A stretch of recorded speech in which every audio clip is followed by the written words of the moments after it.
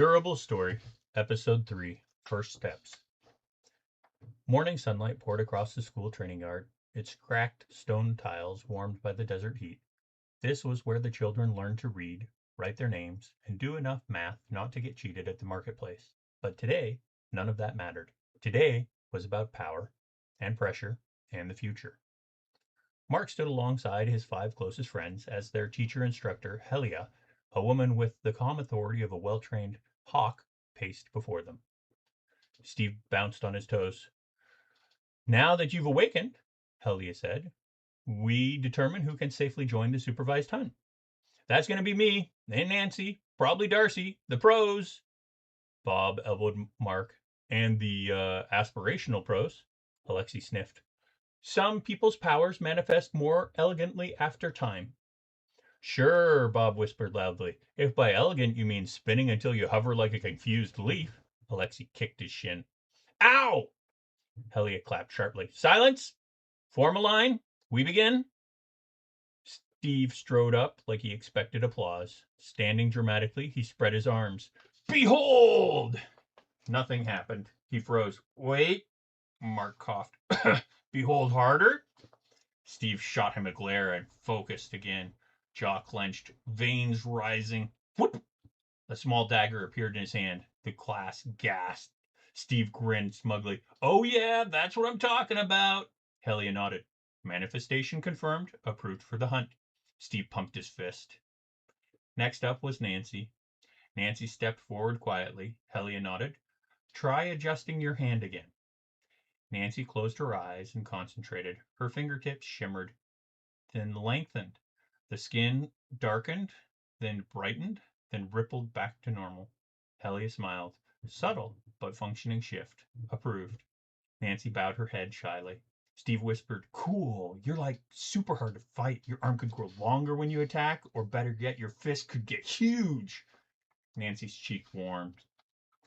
Darcy jogged up with practice innocence. Ready, she said sweetly. Go, Helia instructed. Darcy blurred, just blurred. For 3 seconds, she was nothing but a streak darting around the yard. Dust flew, leaves jumped. Bob shrieked as she zipped by too close. She stopped, hair perfectly intact, breathing steady. Helia nodded. Approved. Darcy smiled like she already knew the answer. When she turned, Steve was staring, momentarily dazzled. Darcy made sure he saw her smirk. Alexi was the next. She stepped forward reluctantly. Well, Helia asked. Try again. Alexi lifted her arms and spun. Once, twice, 10 times. Her hair fanned out beautifully. Her dress billowed perfectly, but she never left the ground.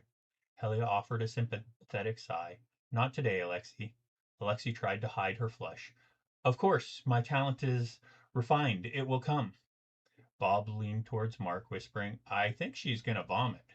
Alexi spun faster. Bob took a step back. Next, it was Bob's turn. Bob stepped forward, slapped his own cheeks dramatically, and said, Time to become a majestic. He took a deep breath. Rock! He stood still, very still. Absolutely nothing happened. Maybe you need a wall, Mark offered. Bob ran to the nearest wall and flattened himself against it. Still nothing. Maybe try grass, Nancy suggested. The yard had no grass. Bob slumped. All camouflage emotionally. Depressed rock. Helia sighed. Not today, Bob. Bob saluted sadly. Finally, it was Mark's turn. He stepped up, stomach twisting. Helia folded her arms. Durable. This is unusual. Normally, durability-based powers show through endurance or resilience. We'll try something gentle. She handed Mark a padded forearm guard. I'm going to strike gently, she said. Brace? Mark nodded. She swung. Thump! Mark jolted, but didn't fall. Steve whispered, Nice. Helia hit slightly harder. Thump! Mark barely budged. Bob muttered, I wish I had durable feelings. Helia slowly nodded. Physical resilience is there, but unless you can consciously trigger the effect, it's not considered awakened. Not today. Mark tried not to show his disappointment. He didn't even know how to manifest durable. Helia faced the 6 of them. By law, she said, you are now considered old enough to join society. Today is your final class. She bowed, a deep, Sincere gesture. It has been my honor to teach you. The kids stared. No ceremony, no feasts, no speeches, just goodbye. Bob sniffed. Aw, man, I liked school. Steve patted his shoulder. We'll visit. We absolutely will not visit, Darcy muttered. Helia motioned to the three approved for the hunt. You three report to the courtyard. This hunt starts at midday. Nancy nodded firmly. Darcy tossed her hair, and Steve tried to look heroic. Mark, Bob, and Alexei lingered behind. Bob exhaled. Well, that's that. Alexei smoothed her dress. I will not be discouraged. Mark tried to smile. We'll figure it out. 2 hours later, the hunting party returned, completely unharmed, completely bored, and completely empty handed. Nancy trudged in first. I didn't even have a reason to shapeshift once. Darcy kicked a pebble. I ran in circles for exercise.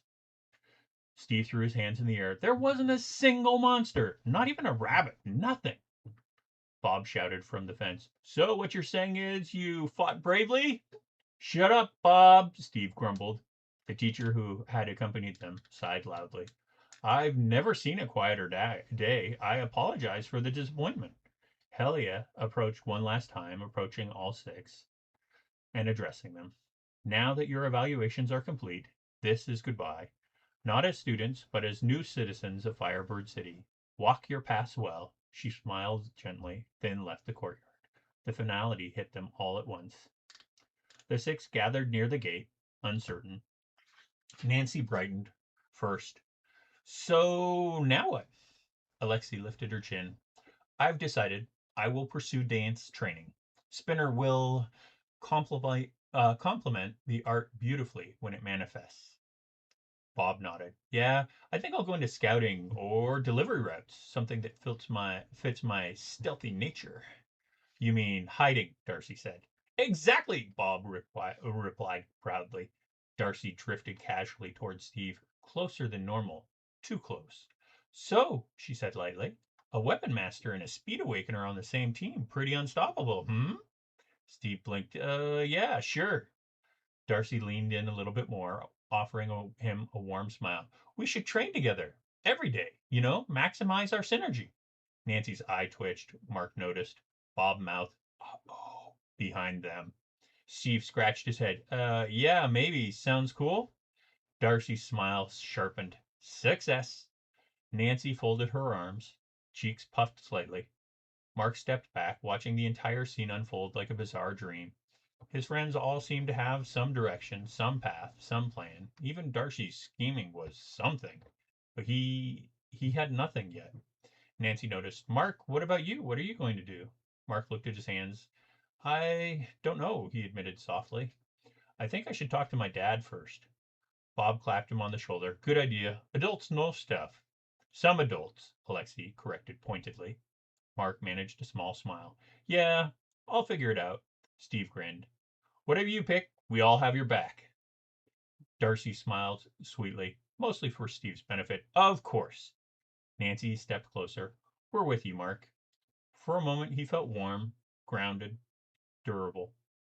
But somewhere beyond the courtyard walls, Mark felt a faint prickle on his neck. Not danger, not fear, just awareness. Something watching, something waiting. His path hadn't been chosen yet, but soon he would have no choice.